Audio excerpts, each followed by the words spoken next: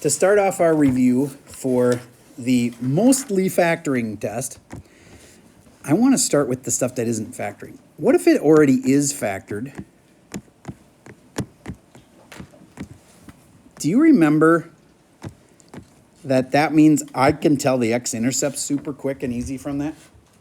The x-intercepts are at -3 and 4, and so I should be able to put a dot at -3 and at 4. But even more than that, you know how to multiply this out, right? Then you could tell me whether it's going up or down on the left or right from multiplying it out. So take a sec, multiply that red thing out. It's in factored form right now, multiply it out. And then it will be in standard form. And then the lead term comes in.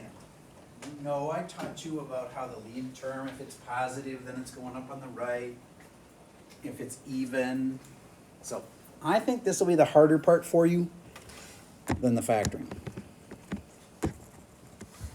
But with a little review, you should be fine. So did you get x squared minus 4x and plus 3x, and then minus 12, which simplifies down to x squared minus x minus 12. Raise your hand if you had that one right. Cool. Then where's the y-intercept? -12. You also know that. I know it might need to be even lower than that, but I can say that the scale is different on my y-axis, but it's down there somewhere. Are you with me so far? Now, do you get that the lead term tells me whether it's up or down? Since it's positive, it must be up over here. Since it's even, it must be the same on both sides. And my final answer then is, oh crap, the only thing I don't know is the vertex. Would we expect you to be able to remember something from last chapter, but how to find a vertex? Yes, we would. Okay, I'm going to remind you, if I was graphing this thing, so far the x-intercepts were easy. They came from here and here. The thing that told me is up on the right was because it was positive in front. This is even, so it's also up on the left. But where's the vertex? To be able to graph this, I really need to find the vertex. It's on the axis of symmetry. Now, I can look on the graph and know that it has to go down there because that's what's exactly in between those two. But exactly where is that? X equals, do you remember this little formula? Negative B over 2A. Very good. So, what's negative B? Think of this as the opposite of B. And B was -1.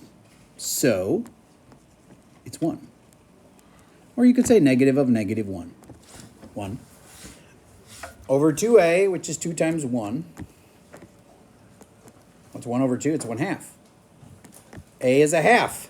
That's what this is. The line x equals 1/2. It's hard to remember all this stuff, isn't it? Then do you remember how to figure out the rest of the vertex? The vertex is at 1/2 comma something. It's like a review of last test to be able to do all this stuff. So that's why I'm reviewing it right now. So I'm going to put the 1/2 into my equation. I'm going to bring it over here. X squared minus x. Notice I'm replacing my x with just parentheses, minus 12. And x is now 1/2.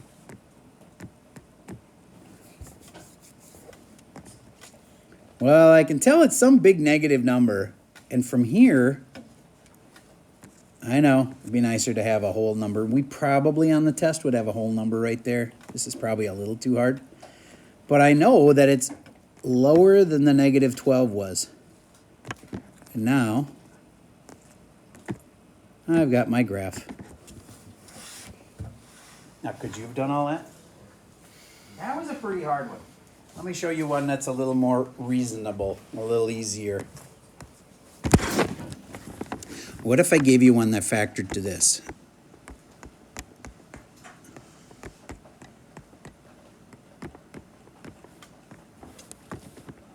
Everybody write this equation out. It'll be a great example that you can use. Hold on just a second, I'm gonna pause the video. I know you don't know exactly what to do with this yet, but I'm gonna teach you. Would you agree that 3 is probably a thing? It's an x-intercept. You could do that. 5 is a thing. You could do that. Would you agree that -7 is a thing also?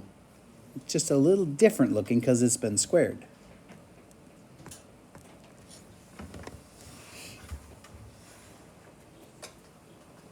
All right. So, how am I supposed to tell whether this thing's going up or down on the right? Do you really have to multiply it all the way out to get that? No, you don't. You just have to get the lead term. So the lead term here would be this times this squared. Would you agree that that's x to the 4th? And do you agree that it's positive, that none of them were negative? Okay, so it's going up on the right, and it's to the 4th, and that means it's the same on this side. Now, if I go down through this, and I come back up through this, ooh, I'm just realizing I don't know what the y-intercept is. Maybe I should figure that out in a minute. And then the last part is that. And that is going to blow some minds. Why did it just bounce there? Because of the squared. All right, pausing for just a second. So I just talked to my class and decided right here and now that I need to spend more time on this. I don't feel like this is too much for just a review day. So we'll spend some more time learning this stuff, and then we'll review tomorrow all the factoring stuff, and then we'll take the test Friday. Okay, so what was new here was mostly just this part where it was squared, and that meant it bounced like that, and you'd never seen that before, and that'd be a little too cruel to put that on a test. You should have known that it had to go back up because it was up on the right and up on the left. Both ends had to be up because it was an even degree right here. But this would have been a tough one for you. All right, let's see if you could do a different one like that. Y equals, everybody write this down, negative parentheses. Do you know what that does to the graph? Flips it. So the right end has to be going what? Down. Okay. X minus 4, x plus 3, and it's squared. I want you to sketch, you know what the roots are, and I just told you what happens when you square one. Sketch what this graph would have to look like.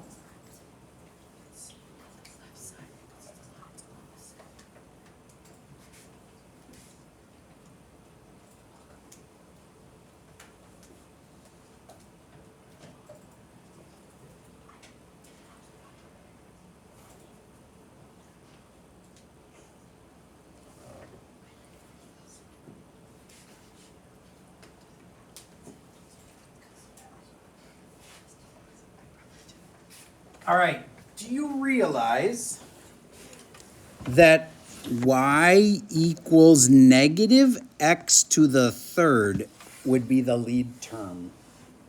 If you didn't do that, learn to do it. It helps so much because now you know the negative in front is telling you the right end has to be down. So if you're looking at the graph you made, you should go, did I make the right end go down? And this being a 3 means that they have to be different on both ends. So the left end has to be up. It has to be touching at 4 for this, and it has to be touching for negative 3 for that. And last but not least, I just showed you this thing about the squared ones bounce. Boing.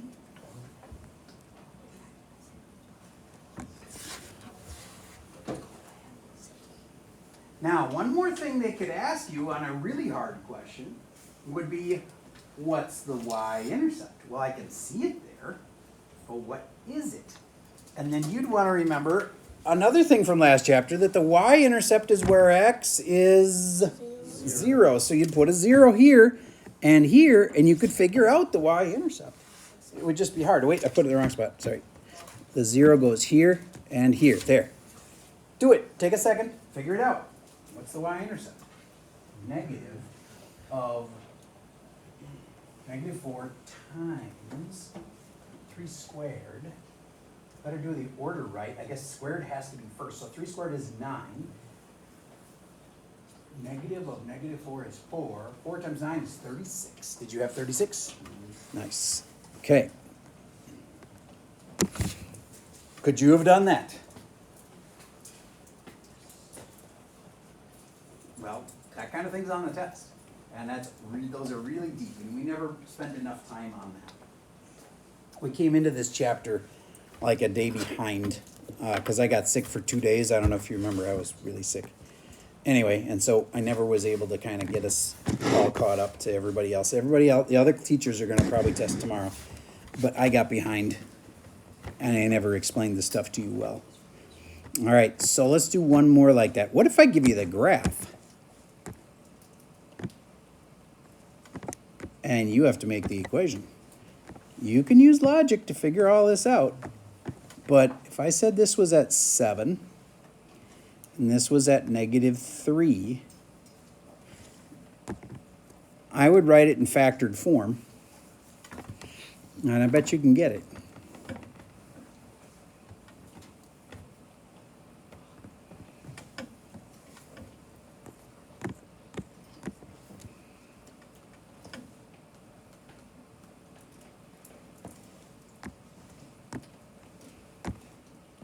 You get how this would have to be x minus 7?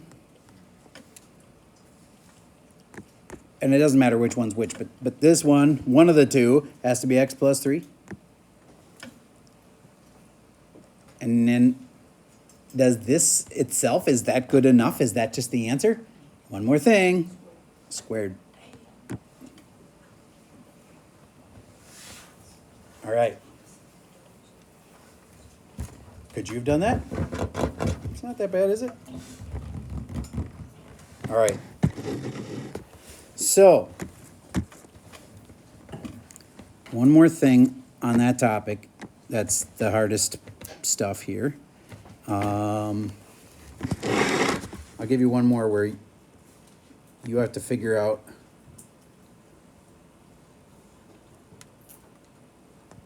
I'll make it extra hard.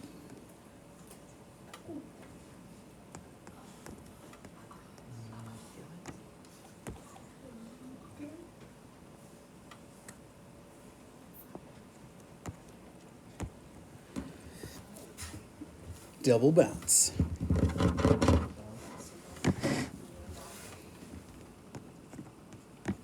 What would this equation have to be? Write it out and then check with the kid next to you and prepare for them to burn you or you to burn them with psych, you forgot this. Pausing, let me give it a shot. Let's see if you could have pulled this off. A parenthesis with an x minus 3 in it is kind of a no-brainer because there's a 3 here, so we need x minus 3.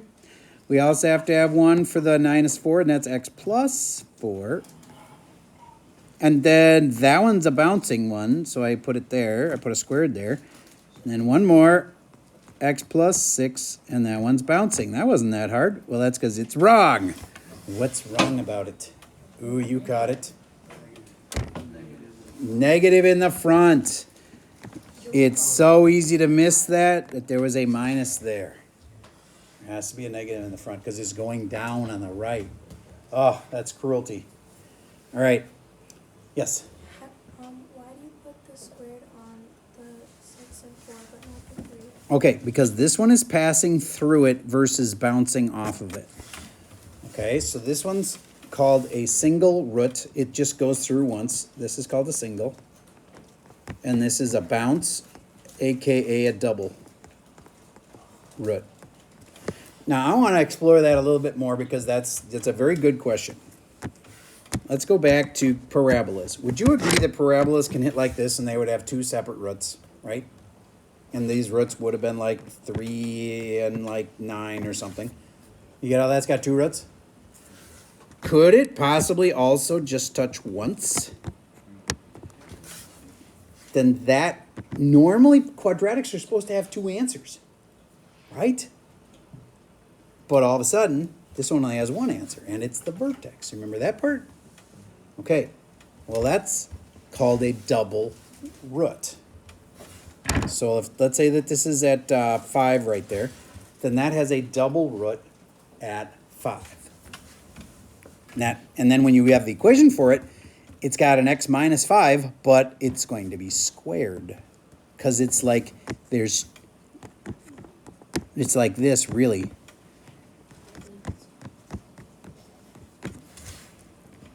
Do you get what I mean by that? It's like it's got a root of 5, but twice. And so you could put it together, and it would be x minus 5 squared. See what I mean? All right. Good. Then you're ready for the last melon that's hard for people. It might just pass through it like that. It might bounce off of it like that.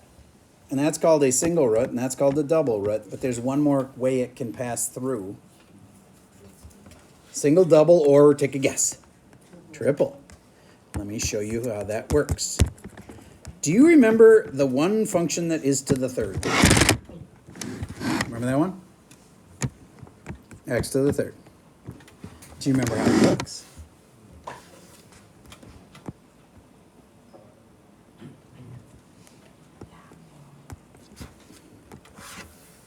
That's called a triple root.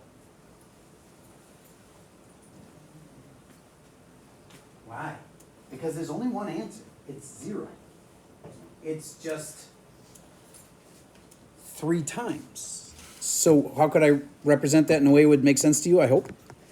It's like x minus 0, which would mean the answer is 0, times x minus 0 times x minus 0. See what I did there? You know, that would be x to the third. And it's like you got this one root, but it's magnified triple, like 3 times. All right, so I think I can pull this all together on one master graph that you just basically can study. And then we'll do some practice on the review tonight. I'll just assign you like half the review tonight, which has some problems that are just like this. And then I'll assign the other half of the review for tomorrow night. All right? So this is your last master problem that pulls it all together into one place. Okay? Copy this carefully.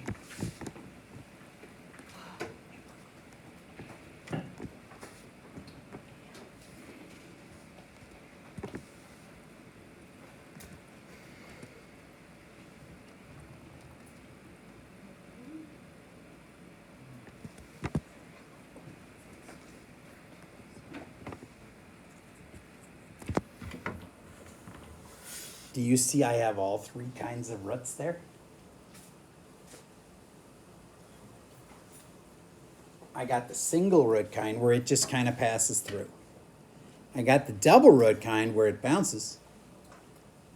And I know, this is gross, and I won't expect yours to be any better than mine if you have to graph one. Usually we give you the graph, but let's say that we ask you to graph one and it kind of looks like that.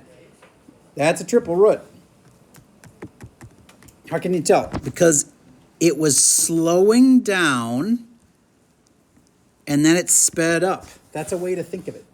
The graph, as it was rising, it was slowing down, and then all of a sudden it continued to rise, but it changed. It's called an inflection point. It changed to speeding up. All right. This is called a double, and this is called a single. So I told you this is going to be one master problem to like show you everything. So let's give it numbers. Let's say that this is a 5 here. Of course, at 0, 0 is duh, that's 0, so I don't even have to label it. And then over here, let's say that it's only -4. It's not quite 5 over to the left. Then, could you give me the equation for that?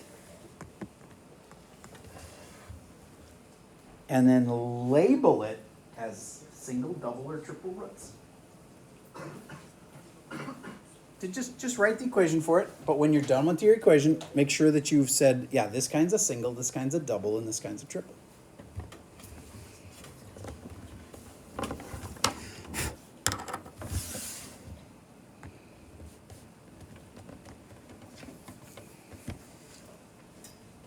Okay.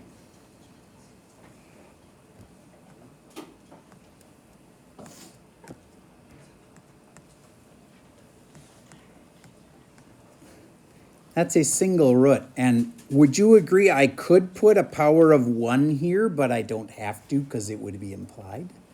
But that's a single root, see? The one in the middle, you don't have to put it in the middle of your equation. I could put it at the front, but I'm going to say x minus 0. Could some kid just say x?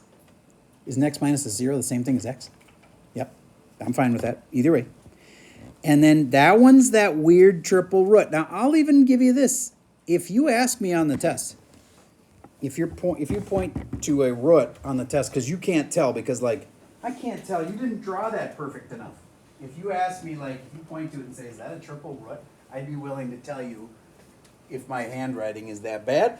Yeah, I can tell you, yeah, that's a triple root. And the way you should be able to tell is that it changes like speeds.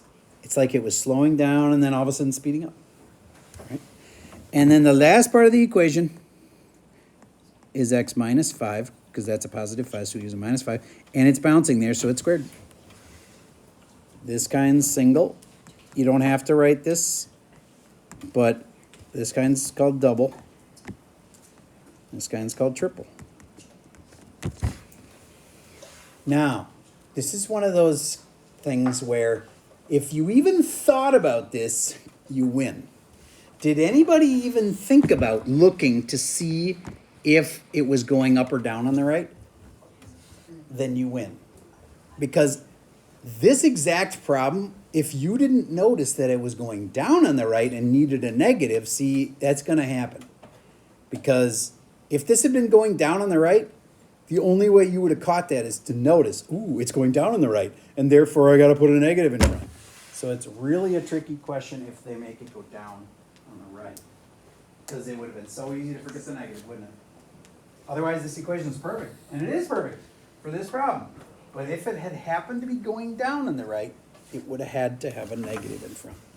All right, so now, that's kind of your master. If you understand that, then you understand all the things that I feel like we didn't talk about enough on the test. Okay, so I'm going to give you one problem to do that's like that. See if you can do it. So here is a graph.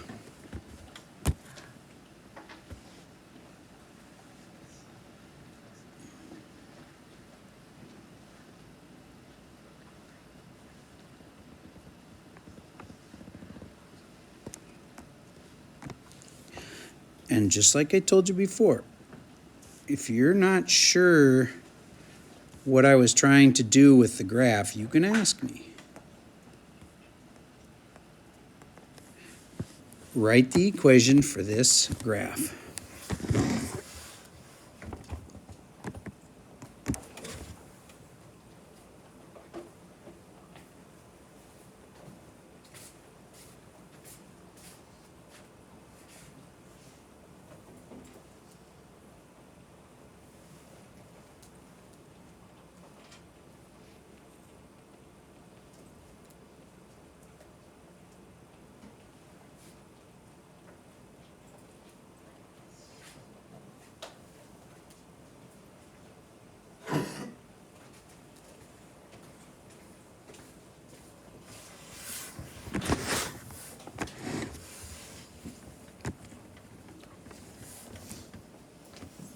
All right, why don't you check with the kid next to you and see if you got the same thing as them.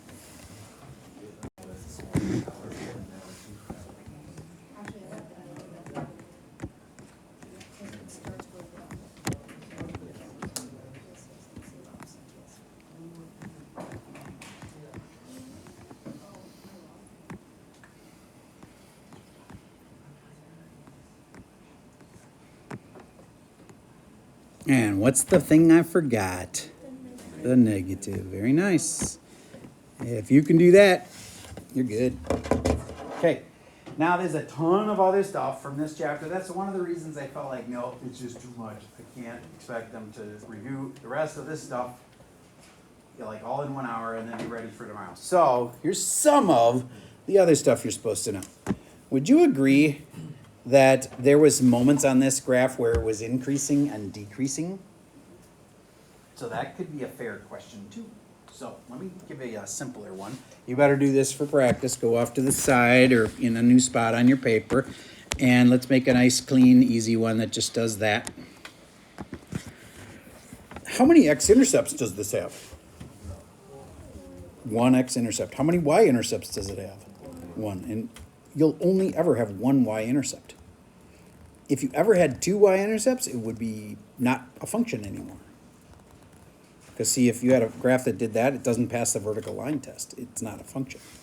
So it won't have 2 y-intercepts, only 1. But x-intercepts, you could have any number of x-intercepts. So we're in a hard enough level now that you could have 1 x-intercept or no x-intercepts. Like if I drew my graph like this, that doesn't have any x-intercepts. It's got a y. But you'll only ever have 1 y-intercept. All right, so now, if I told you that this point right here was at 3, 4, and this point right here is the lowest spot in that neighborhood, and it's at 5, 2. Do you remember doing the increasing and decreasing intervals thing? Okay. So, would you agree up to that green line, the graph was increasing on the left, from the left to the right, it was increasing. Please write a little increasing interval. Then, between the green line and the blue line, it's decreasing. So write a decreasing interval for that. We'll just start with that. What's the increasing interval? What's the decreasing interval? It's a long unit, so there's a lot of stuff in it.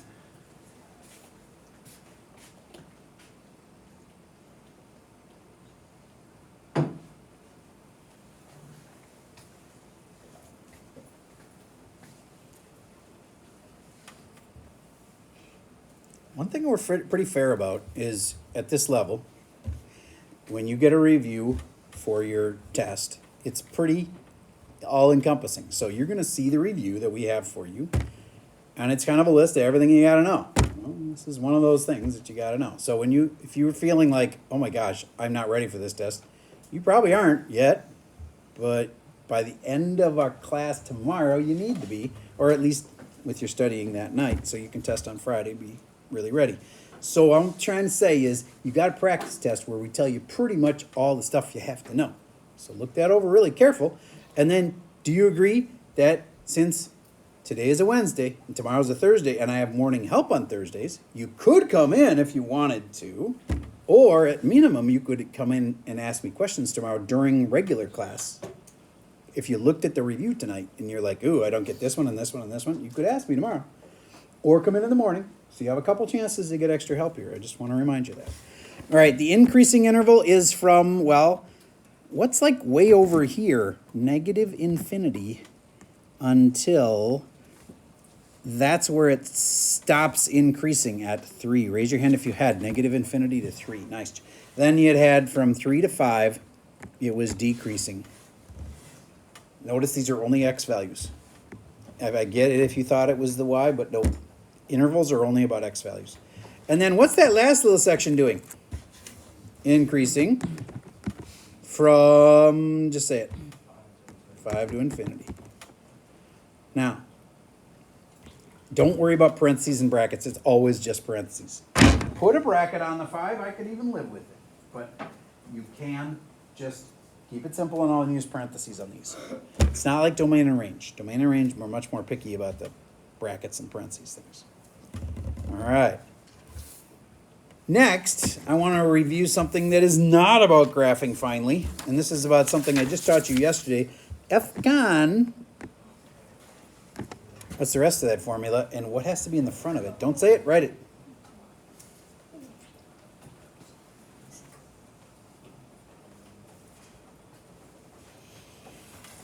Here's the formula. Plus and minus Fcon over F what? Co. And if I give you this problem, you'd have to be able to tell me what are the possible roots. And this tells you what the possible roots are. For this equation, 3x to the 4th plus 2x squared plus 2. That little formula tells you everything to do.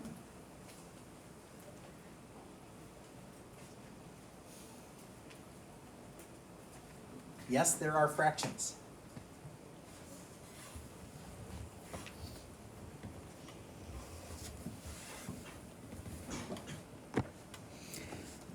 Factors of the constant, 2 and 1. Factors of the coefficient, the lead coefficient, of course, you have to know that we're only talking about that one, 3 and 1. And there's a plus and minus at the beginning. If you left me that, I wouldn't have given you credit because you didn't actually do the dividing. So your final answer would be 2 divided by the 3, 2 divided by the 1, which is really just 2, right? 1 divided by the 3, and 1 divided by the 1, which is really just 1. And then don't forget plus and minus of all of those. Now, how do you know which one really works? You have to be able to do synthetic. Now, let's not actually do synthetic on this equation because I don't think this factors. But let's do synthetic on something else. X to the 3rd plus 4x squared plus 2x plus 8. I'm going to tell you that minus 4 is the one I want to check. Try it. Use synthetic to check and see if minus 4 is actually a root. Spoiler alert, it is.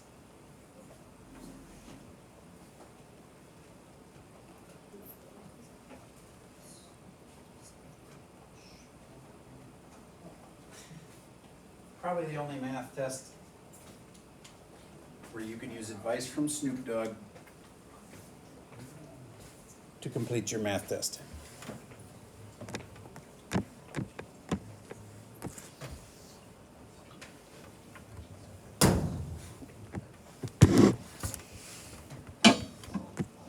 Drop it like it's hot. 1 times negative 4, add them, 0, multiply them, 0, add them, 2, multiply them, -8. Oh my gosh, it worked. And that right there gets walled off because it's the, what's the R?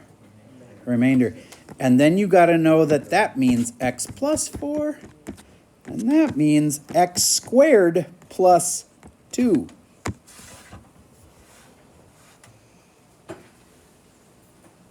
All right.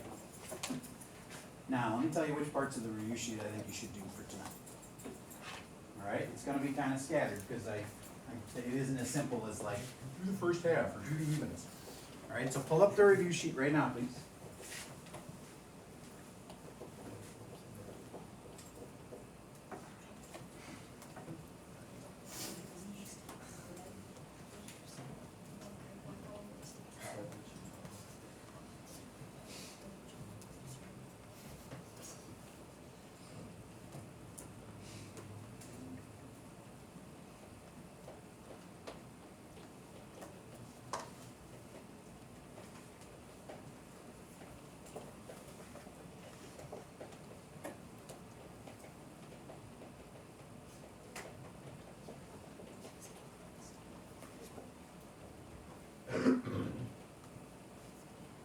All right, I think you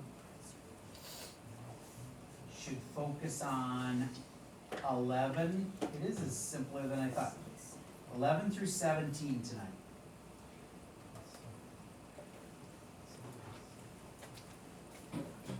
Just start with number 11. All right. Mr. Friday, would you give me number 11, please? Yeah, it's f of x equals 12 minus 3x to the 6th plus 4x to the 3rd. Are you sure that 12 is really in front? Yep. All right. Then do you get it's posing as the lead, but it's not really the lead? All right. So let's move it right now. Where do I move it? Yeah, I'm going to put plus 12 here. And I'm going to get rid of it there. Notice the minus stays on the 3. Okay. That's important. Because now I can tell which one the real lead term is. And Weishan, can you tell me the first actual question I'm answering on number 11? Yeah, it says degree. Degree. Well, if you know it, you know it. What is it? Degree 6. Good. And I know some of you were like, isn't there one where you like add the degrees together? Kind of. If we asked you this. Wait.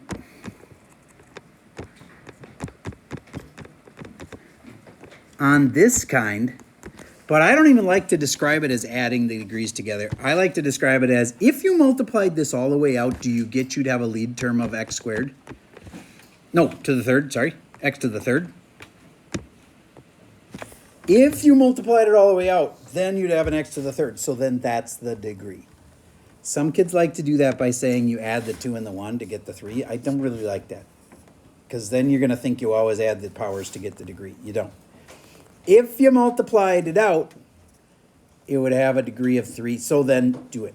Do that. If you ever have to, get the lead term.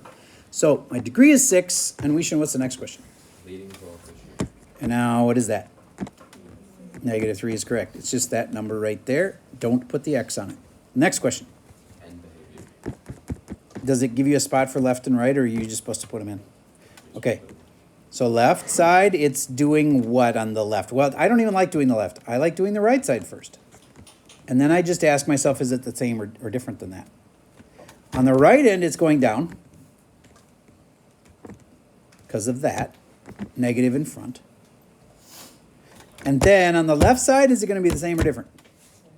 Same, because why? Because the degree is even. Therefore, same as the down, which is down. Is there any more questions on that? Yay. All right.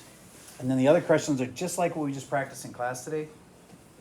Then we'll focus on some more stuff to review for tomorrow. Test will be Friday.